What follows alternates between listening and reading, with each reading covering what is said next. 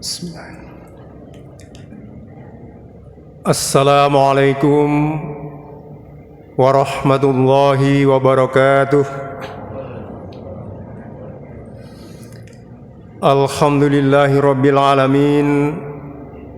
Wassalatu wassalamu ala asrafil anbiya'i wal mursalin wa ala alihi wa ashabihi ajma'in. Raditu billahi rabba wa bil islami dina wa bi muhammadin nabiyya wa rasula. Rabbi zidni ilma warzuqni fahma, amin amma ba'd. Kaum muslimin dan muslimat, jamaah salat subuh Masjid Syuhada yang dimuliakan oleh Allah.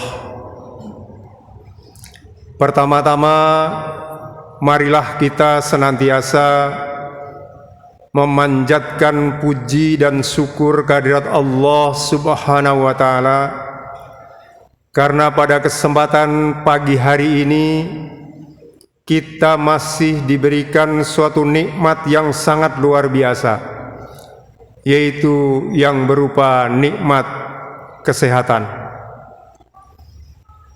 Karena sesungguhnya hanya orang-orang yang pernah sakitlah yang bisa merasakan betapa nikmatnya kesehatan itu.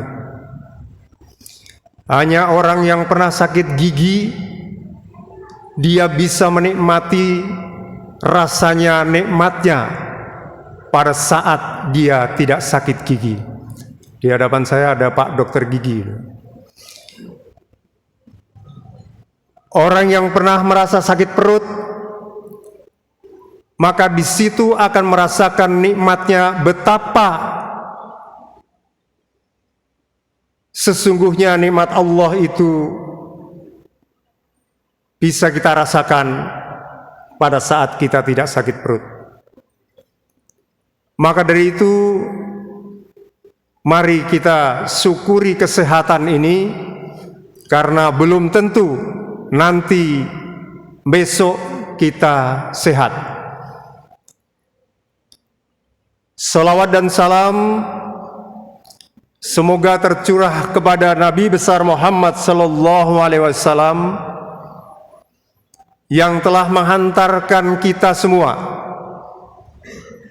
memberikan jalan penerang hidup kita, sehingga sampai saat ini kita masih istiqomah untuk mengikuti ajaran-ajarannya.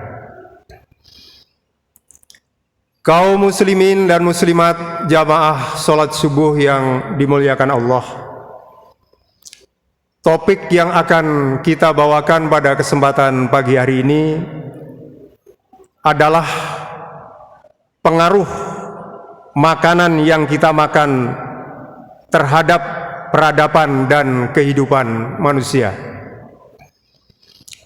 Jadi ini sesuatu yang saya yakin sudah setiap saat kita lakukan berkaitan persoalan makan. Namun Islam mengatur sedemikian rupa bahwa makan itu harus dilaksanakan dengan baik. Sehingga untuk urusan makan ini, saya sendiri sampai hari ini mungkin boleh dikatakan orang yang belum pernah berhasil lulus. Karena menurut ilmu kesehatan, pada saat kita makan itu harus dikunyah sebanyak 36 kali. Bagaimana dengan kita? Apakah kita sudah melaksanakan atau belum? Saya yakin hampir semua akan menjawab belum. Khususnya adik-adik kita, para trainer Taruna Melati 1, ini mohon diperhatikan untuk persoalan-persoalan makan kita. Kaum muslimin dan muslimat, jamaah salat subuh yang dimuliakan oleh Allah, kemarin merupakan hari yang bersejarah bagi umat Islam. Karena hari itu telah lahir seorang anak manusia yang akhirnya dia menjadi seorang nabi yang terakhir, nabi penutup, nabi akhir zaman, yang merupakan nabi kita semua, yaitu Nabi Muhammad sallallahu alaihi wasallam. Nabi Muhammad sallallahu alaihi wasallam diutus oleh Allah Subhanahu wa taala ke muka bumi ini untuk menjadi rahmat seluruh alam semesta. Jadi bukan hanya sekelompok golongan, bukan hanya sekelompok jamaah, tetapi untuk seluruh alam. Wa ma arsalnaka illa rahmatan lil alamin. Jadi tidaklah kami mengutusmu hai Muhammad melainkan untuk menjadi rahmat bagi sekalian alam. Quran surat Al-Anbiya ayat 107. Nabi Muhammad diutus ke dunia ini tiada lain adalah untuk menyempurnakan akhlak manusia, di mana pada saat itu akhlak manusia terjadi kerusakan yang sangat luar biasa, terjadi kebiadaban yang sangat luar biasa, terjadi kekejaman yang sangat luar biasa. Maka Rasulullah sallallahu alaihi wasallam diutus ke muka bumi ini tiada lain adalah hanya untuk menyempurnakan akhlak umat manusia. Sehingga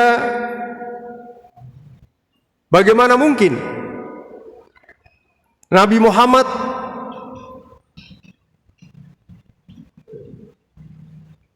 kita gelari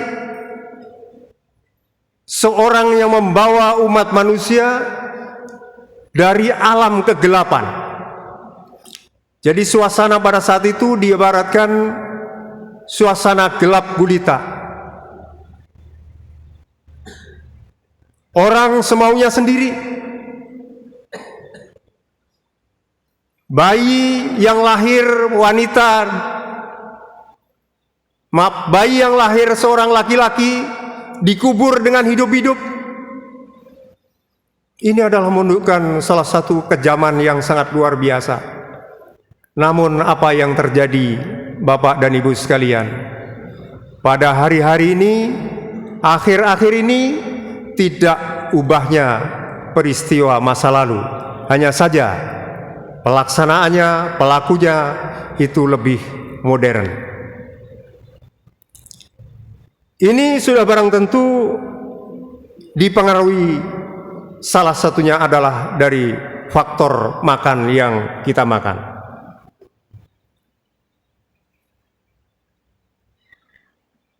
Rasulullah SAW diutus untuk menyempurnakan akhlak. Innama bu'istu li utamima karimal akhlak. Sesungguhnya aku Muhammad diutus hanya untuk menyempurnakan akhlak umat manusia. Hadis riwayat Al-Baihaqi dan Abu Hurairah. Sesungguhnya manusia itu pada saat gelap gulita itu tidak akan sempurna. Karena peristiwa ini pernah saya alami beberapa puluh tahun yang lalu. Saya diminta untuk melakukan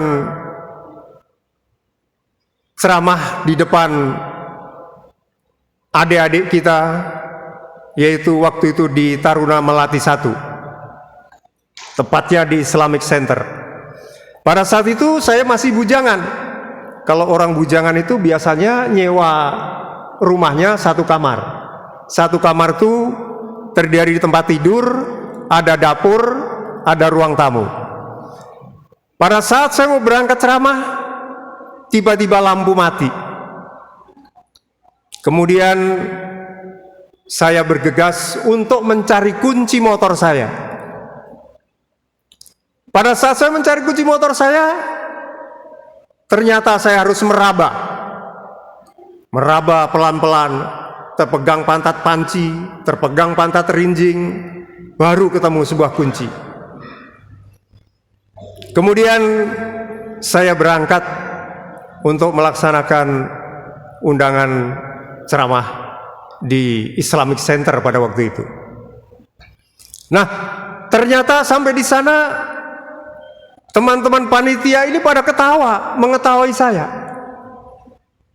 Kenapa muka bapak ini kok banyak hitam-hitamnya? Tapi dia tidak berani menegur.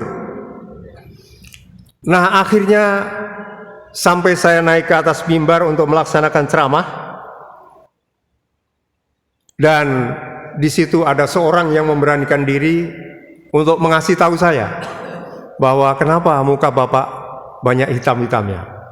Nah, ternyata pada saat saya mau berangkat itu karena gelap gulita, kita tidak tahu apa-apa.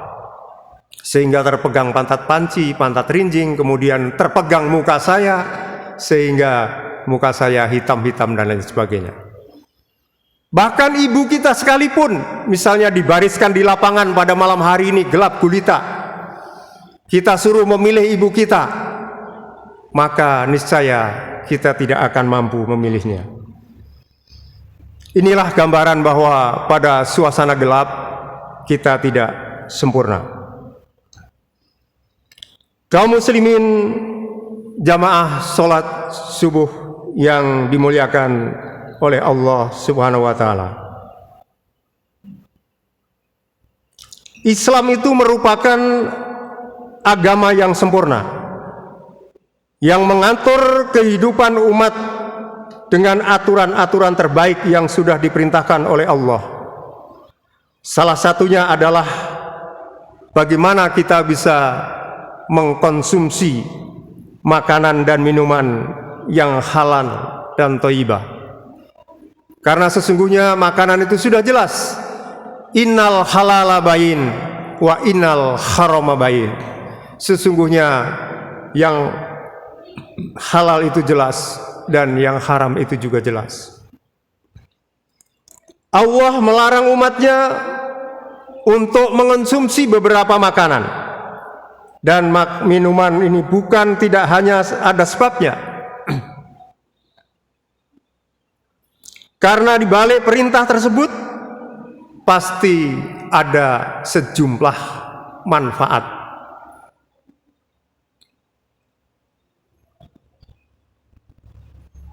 Hadirin yang berbahagia,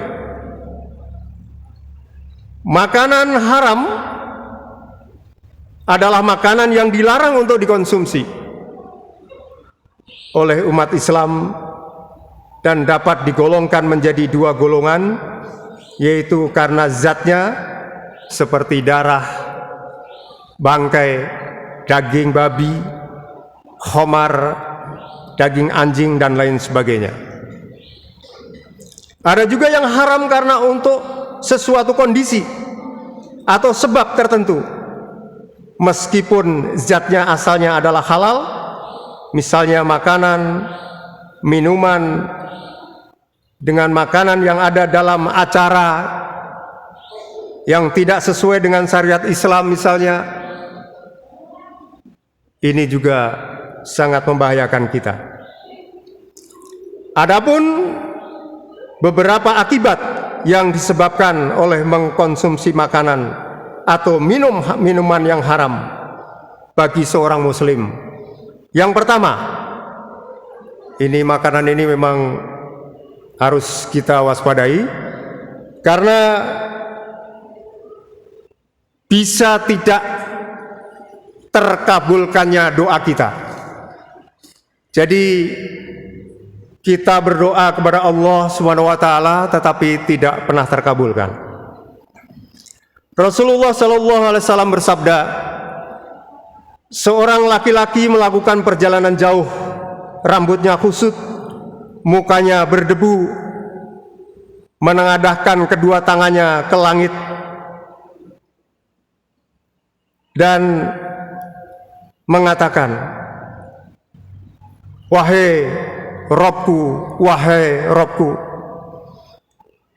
Padahal makanannya haram, mulutnya disuapkan dengan yang haram.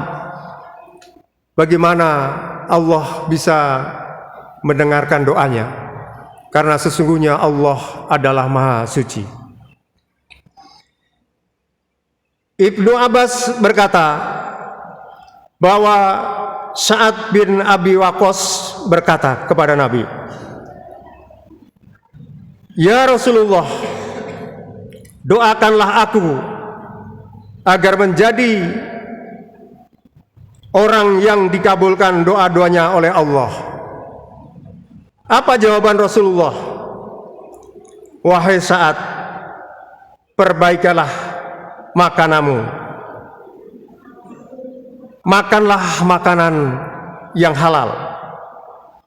Niscaya engkau akan menjadi orang yang selalu dikabulkan doanya.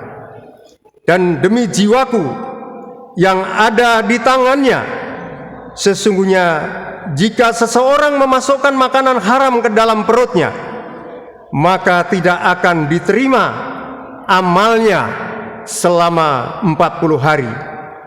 Dan seorang hamba yang dagingnya tumbuh dari hasil menipu, dari hasil riba, maka neraka lebih layak untuknya. Hadis riwayat At-Tabrani. Jadi satu suap makanan yang kita makan itu akan mengakibatkan doa kita selama 40 hari. Amal kita 40 hari tidak diterima oleh Allah Subhanahu wa taala. Adapun beberapa akibat yang disebabkan mengonsumsi makanan atau minuman haram bagi seorang muslim adalah, yang pertama, tidak dikabulkan doanya. Kemudian Ibnu Abbas berkata, Sa'ad bin Abi Waqqas berkata, ya Rasulullah, doakan aku agar aku menjadi orang yang doanya selalu didengar oleh Allah. Tapi sekali lagi, karena faktor makanan, maka itu tidak mungkin. Kemudian yang ketiga adalah makanan haram membawa kita ke neraka. Tidaklah peminum khamar ketika ia minum khamar termasuk seorang mukmin. Hadis Bukhari dan Muslim. Dan yang kelima, makanan yang haram, minuman yang haram akan merusak keturunan kita. Bagaimana generasi kita di masa yang akan datang itu akan rusak. Hadirin jamaah salat subuh rahimakumullah, ternyata akibat yang ditimbulkan apabila kita mengkonsumsi makanan yang haram akan merusak keturunan kita. Seseorang yang memberi makanan haram tersebut dapat merusak akhlak dan kebaikan yang ada dalam diri anak-anak. Inilah pentingnya orang tua mencari nafkah dengan yang halal dan berkah. Mulai saat ini, mari kita konsumsi. Apabila hendak berbelanja, jangan lupa kita melihat apakah minimal ada label halalnya atau tidak. Selain itu juga kita harus berhati-hati dengan memakan makanan yang halal. Hadirin yang berbahagia, Sebagai penutup, marilah kita menjadi umat Islam yang kafah, menjadi umat Islam yang utuh, sebagaimana yang disebutkan, ya ayyuhalladzina amanu dkhulu fi silmi kafah wa la tatabi'u khutuwatis syaiton innahu lakum aduwwum mubin. Yang artinya, hai orang-orang yang beriman, masuklah ke dalam Islam secara keseluruhan dan janganlah kamu ikuti langkah-langkah setan, sesungguhnya ia musuhmu yang nyata bagimu. Kaum muslimin dan muslimat jamaah subuh yang dimuliakan oleh Allah, demikian yang bisa kami sampaikan, kurang lebihnya mohon maaf, dan saya akhiri dengan ucapan wabillahi taufiq wal hidayah. Assalamualaikum warahmatullahi wabarakatuh.